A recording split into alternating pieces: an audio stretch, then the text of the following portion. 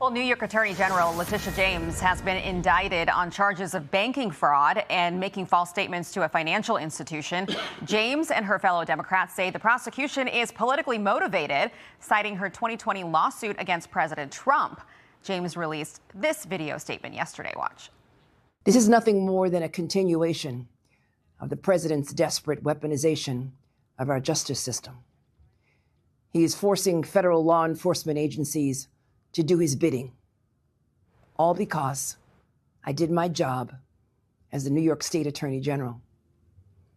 These charges are baseless, and the president's own public statements make clear that his only goal is political retribution at any cost.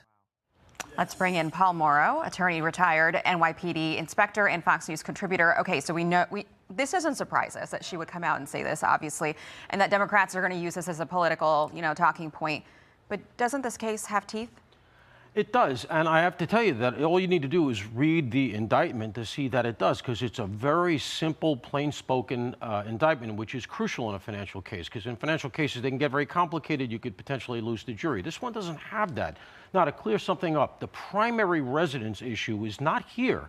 That was the initial allegation we all heard about from the power of attorney form. What it comes down to is the following.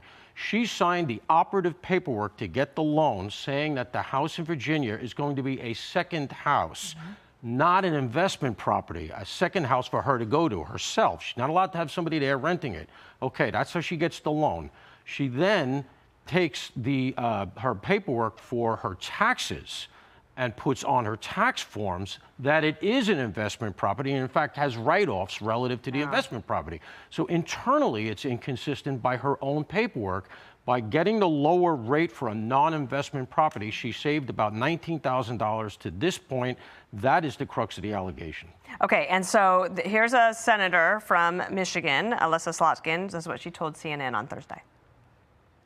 Just as part of a bigger trend of the President of the United States using the Department of Justice, using the legal system to go after political adversaries, using the arms of our democracy to go after political adversaries. It's just a broken way to do politics. I wonder what you think about that, because nobody said that at the beginning when Letitia James went after Trump for the same thing. Yeah, pretty rich when you consider the fact that that was her promise in coming into office as the Attorney General, that she was going to be using her office to go after Donald Trump, which is really not her remit as supposedly the top law enforcement officer in New York. And let's recognize something else. She also got through, it had to be for her sake, through Albany, a $10 million fund for anybody who has federal government coming after them for what they've done on the job and off the job, anybody that's been targeted. So she's saying she hasn't accessed that fund yet. $10 million. She's got a high-priced lawyer, Abby Lowell's. I have a feeling the citizens of New York are going to be paying for Abby Lowell's swimming pool. So that $10 million is sitting there waiting for her to access it. The legislature put it through. The governor, Kathy Hochul, signed off on it. But here's the thing. The stakes for her are very high here, because they're not going to plead this out. And if she gets convicted on a felony, which this is, she loses her law license and she has to step down. Essentially, she's going to be unemployable in public life in New York. When I go down to Jersey really quickly here, we've got this crazy governor's race. It's getting very, very heated, and there was a big debate last night. Jack Ciattarelli says he's going to sue his opponent, Mikey Sherrill, over this comment. Let's listen.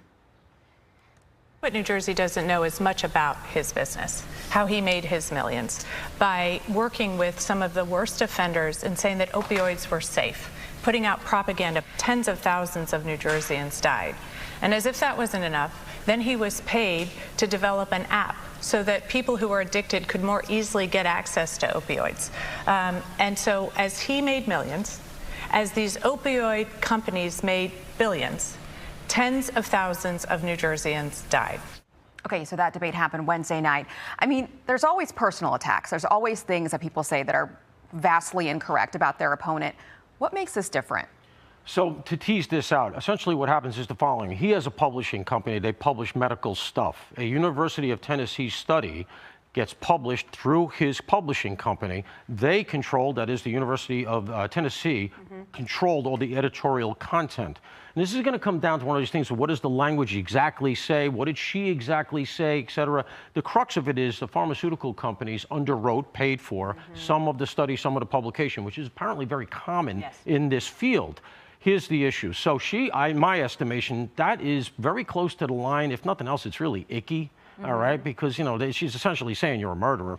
The thing is this, he's a public figure, and a defamation case against it is very tough to win. The bar is higher. It has to be actual malice or really, really reckless, and then even the standard of proof is higher. So it's a tough case, but we all know it's not about winning the case. It's going to be about the politics of him pushing back on her and saying, you've defamed me, you're out of line, I'll see you in court, and, you know, making his bones that way. We're going to see more of it because she puts it out there, it's in a debate, he says that he's going to sue. It's like getting a correction in the New York Times. Exactly. It's like one sentence, it doesn't matter. But this race is now pretty much tied.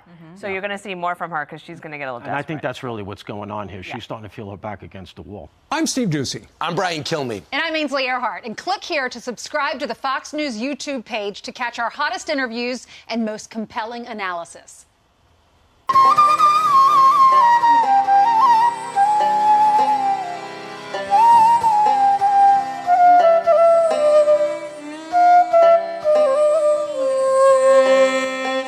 আমি করব না আর এমন পিরি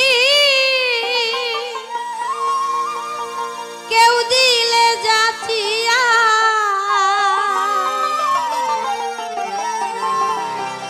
করব না আর এমন পিরি কেউ দিলে যাচিয়া শারমি গো তোমার প্রেমের ঝাল খাইয়া